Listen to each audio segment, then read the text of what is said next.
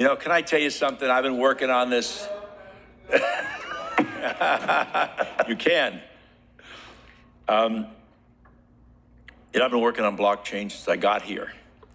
And I've been thinking about how to talk about blockchain, and I wanted to stand on this floor of the Senate, although we're in committee now, and talk about blockchain, because when I started working on it, most people thought it was the fence around a swimming pool and didn't really understand the sophistication and what it was and how it worked. And so I introduced a bill some years ago that was passed this House and signed by the governor that dealt with getting inventory of various local governments to begin to frame that out.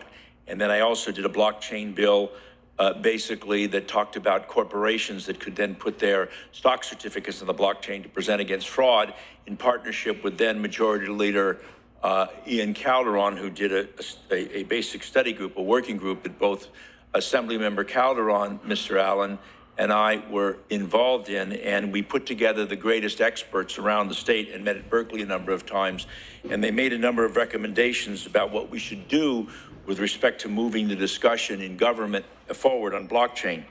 And we're not the first, surprising to say, with respect to adopting blockchain technology. Wyoming, the great state of Wyoming that's smaller than Senator Archuleta's district, currently permits the use of blockchain, and state government authorizes the Secretary of State to implement blockchain-based commercial filings. Colorado, which is probably the size of a couple of Senate districts here, passed legislation to explore the use of blockchain to securely transfer records between state agencies and protect confidential data. The private sector, department stores are using blockchains now to create shared ledgers and increase transparency between merchants, shippers, and purchasers to eliminate invoice disputes. And some grocery providers, coffee manufacturers, and others using blockchain to deploy food traceability systems to increase product tracing and the cause of foodborne illnesses and contamination. So it's the issue starting to catch on pretty significantly. The opportunities are pretty extraordinary, as I say, was suggested by the 2018 blockchain working group that Majority Leader Calderon and I were part of. And so what are we doing here today in moving this debate forward? This is aimed at one of the recommendations coming from the blockchain working group, and it deals with verified credentials. Verifiable credentials are part of our daily life. Think, for example, of a driver's license we use to assert that we can drive a car, passports that enable us to travel between countries, high school transcripts that are used to prove our educational level coming out of high school. Verifying these credentials, members, is often a time-consuming paper-based process without adequate security. Electronic credentials are seen as too easily forged and unreliable. Blockchain-based credentials can help remove friction that enables securing showing of online credentials verified for proof under the individual's control. So this measure does two things. One, it creates the California Trust Framework to ensure the use of verifiable credentials to a standard recognized by both the public and private sector. It takes us down the road, the next step. It is time that California engages in this, and then it also allows for the ability, and particularly I like this because it's about high school students, where they can use the blockchain to verify their high school records as they want to move on to use them for other purposes, college or the like.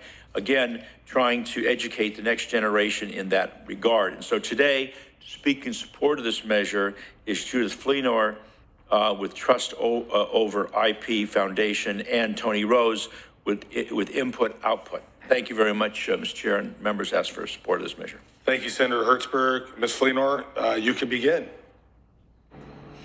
Esteemed committee members and Chairman Dodd, thank you for letting me speak in support of SB 1190.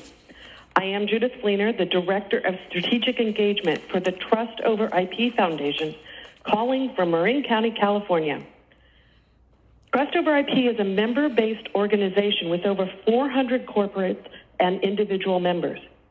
We are a community creating recommendations for interoperable trust frameworks, such as the one that will be created when this bill is passed. First, let's start with the problem. When the internet was initially developed, it was designed to interconnect machines to share information across networks. The internet protocol tells you nothing about the person, the organization, or the thing responsible for that connection.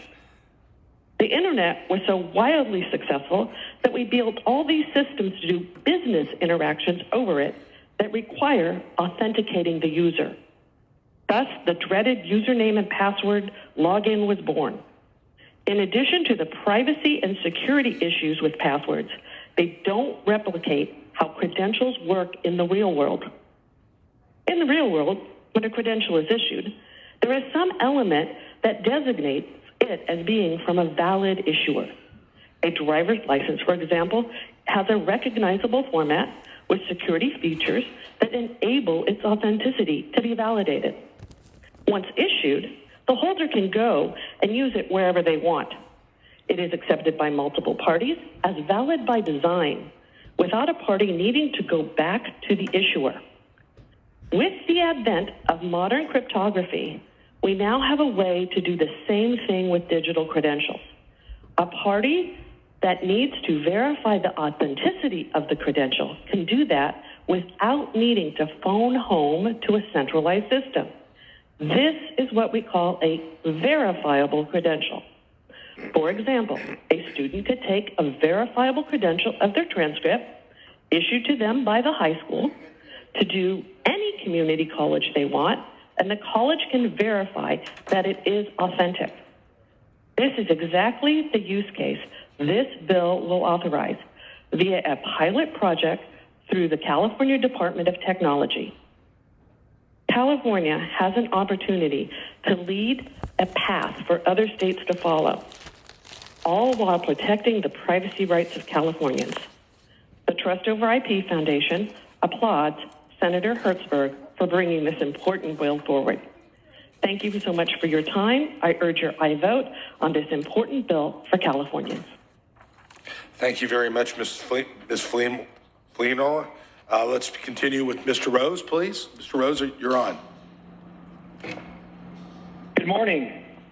Esteemed committee members and Chairman Dodd, thank you for letting me speak in support of SB 1190.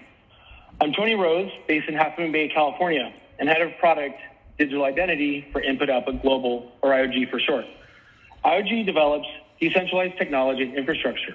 IOG also created the blockchain network Cardano with its virtual currency, ADA. Cardano moves between the top 3 and top 10 of all public blockchains and is growing rapidly with our green and energy efficient approach.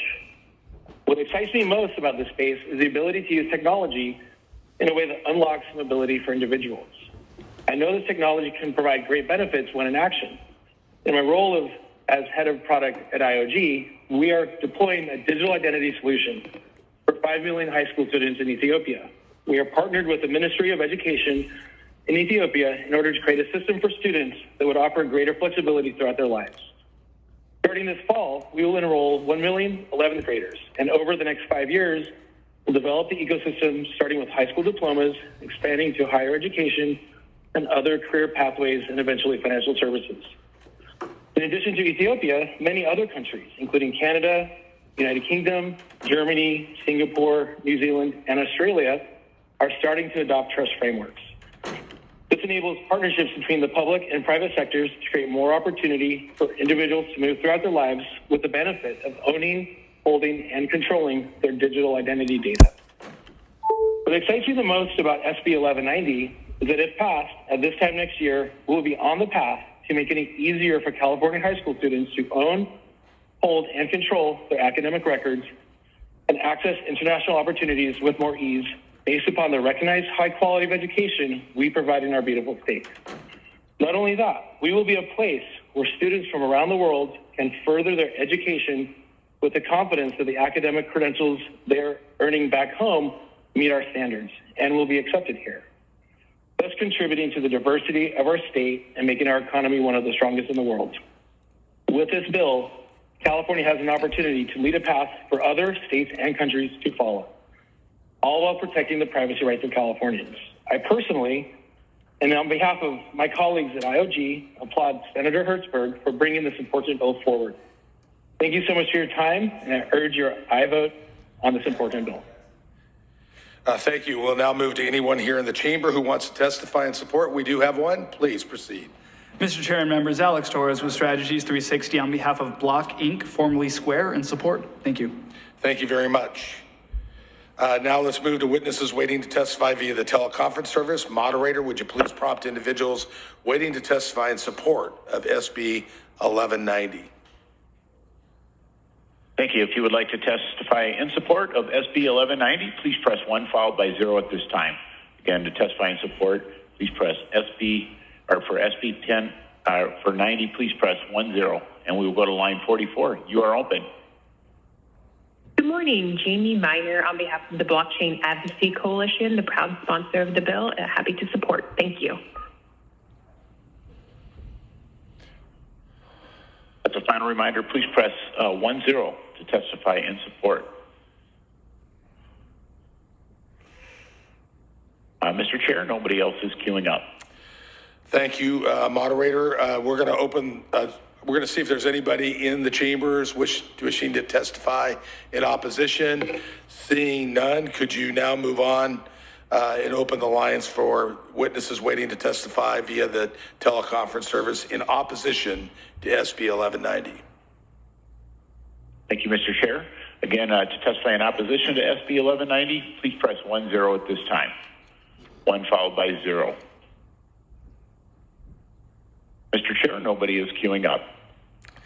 Thank you very much to our support witnesses.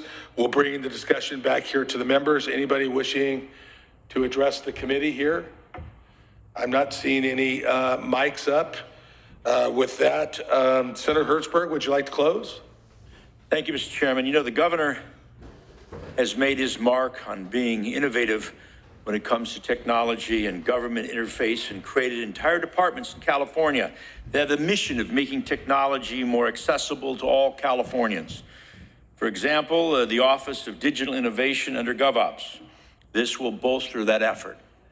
You know, as we all become more and more dependent on the internet, we're all subject to hacking. We see the stories of ransomware and all the challenge that hospitals and banks and police departments face when they get hacked. That can't happen with the blockchain. The blockchain is secure, I guess until it does, but so far there's no technology to be able to do it. And so we need to be smarter. We need to be ahead of the game. We need to invent the future. That is our job. We meet the challenges of the day here in this job, in this chamber, in this committee, but we also have to be forward thinking. A dear friend of mine asked me, where do you get these ideas from? You get them from creative, inventive people. And you try to integrate government in a way to make it work. And if it doesn't, you figure it out, you fix it, you course correct, and you keep moving forward. That's the purpose of the California State Legislature, and that's why we're such a great place. And with that, I ask the members of this committee for respectfully ask them for an aye vote. Thank you, Senator Hertzberg. Do we have a motion on SB 1190? Was that Senator Borges? Okay. The motion is due pass the Education Committee. Secretary, please call the roll. Dodd? Aye. Dodd, aye. Nielsen? Nielsen, aye. Allen? Allen, aye. Archuleta? Archuleta, aye. Becker? Borges? Borges, aye. Bradford? Glazer? Glazer, aye. Wessel? Wessel, aye. Jones?